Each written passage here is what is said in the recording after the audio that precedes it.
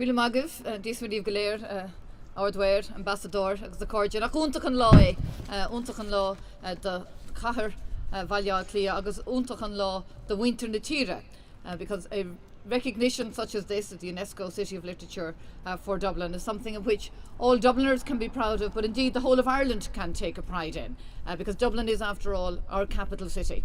And as such, the fact that UNESCO, a very distinguished international body, has given it such recognition, that we've achieved such international acclaim, is something of which Irish people living in Ireland and internationally can justifiably take great, great pride.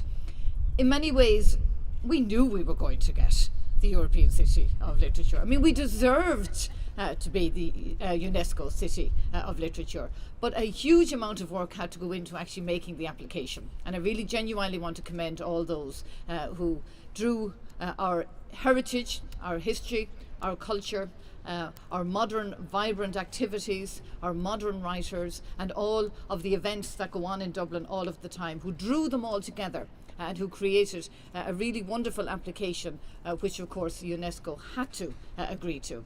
And it is quite genuinely a great recognition of a number of things.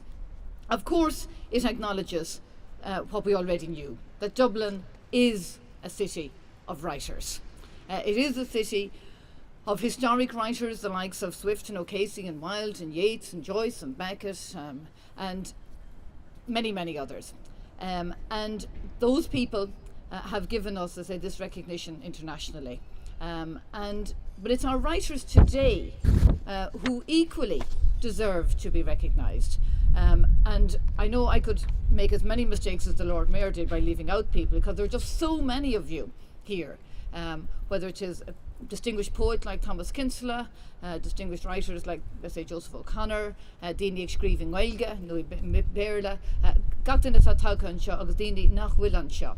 And it's you we are celebrating today as well, because you are the people who continue to bring recognition to Dublin, who continue to bring recognition to Ireland by being so successful in the works that you write, in the works that you publish, and indeed in the awards that you win. And that's a great source of pride for us. And this award recognises you as well.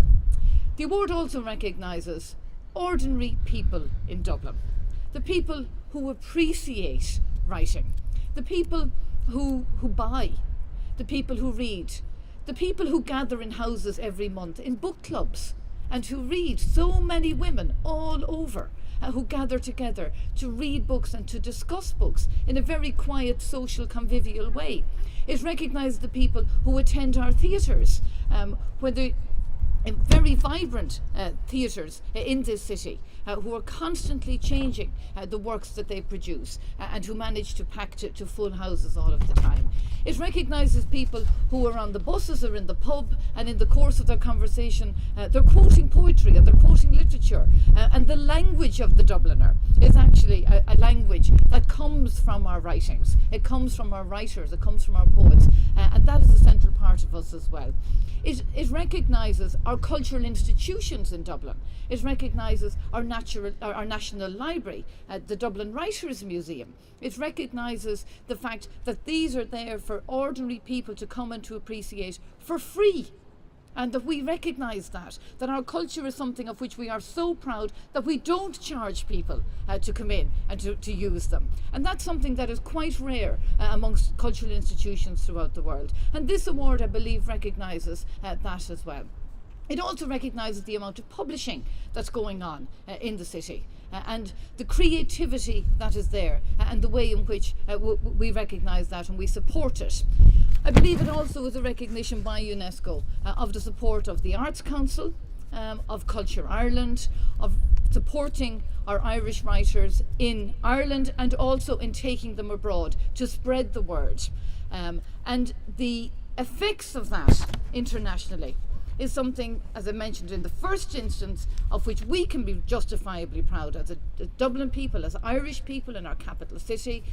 But it also means that those Irish people who over the years left and who travelled the world, it's a recognition of them as well, because they carried those stories with them.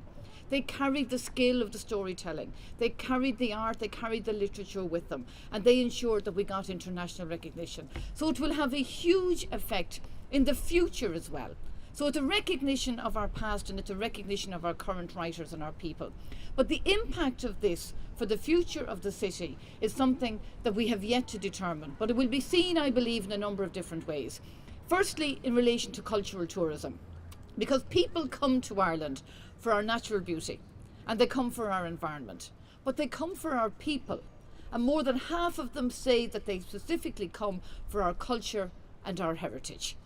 And by having this designation of the UNESCO City of Literature, we can attract even more people to come to experience the new, modern, living, vibrant city, as we can see all around us here today. And it's certainly something that we will now be able to use, wearing my tourism hat rather than my culture hat, in marketing Ireland all over the world. And I know that that will be very, very successful as well. It also, I think, should spur us on to show the world how our creativity can feed into innovation, and how our innovation can feed into other industries such as our technology industry, because that imagination is something that makes us quite distinctive. There are plenty of countries that can produce technology graduates and computer graduates, but there are very few countries who have that skill mix that Irish young people have, which is that mix of the skills of the technology and the sciences, for which we've become well renowned, but who also have that combination of creativity and innovation. And you put the two of those together, and that's what's attracting the major multinationals into this country, and that's what we will also be able to market for the future.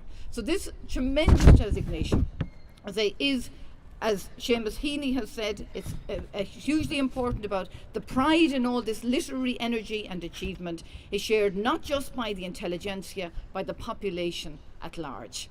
And it is about the population at large. It's about young people today, it's about children in our schools who learn about our Irish writers at Gaeilge agus Béarla, who learn about our new writers, who read them, who appreciate them. It's about our teachers who instill that love into them. It's about then moving on and knowing that wherever you go in the city, that you can appreciate our vibrant, contemporary, modern culture, heritage, and above all else, literature. And it's a great credit due to all involved, and particularly to our city libraries, and to Deirdre Ellis-King, and to wish Deirdre well particularly, and the new city librarian. But it's a great credit due to you, and my own department are more than happy to support it, that this designation has been granted. What makes it wonderful is that, of course, it's a permanent designation. So it's up to us to celebrate it in the most appropriate way as we share it with the rest of Ireland, and we share it with the rest of the world. Ganairi live, a good live in Mishkalair, Tanna for Ventas, Garamagas.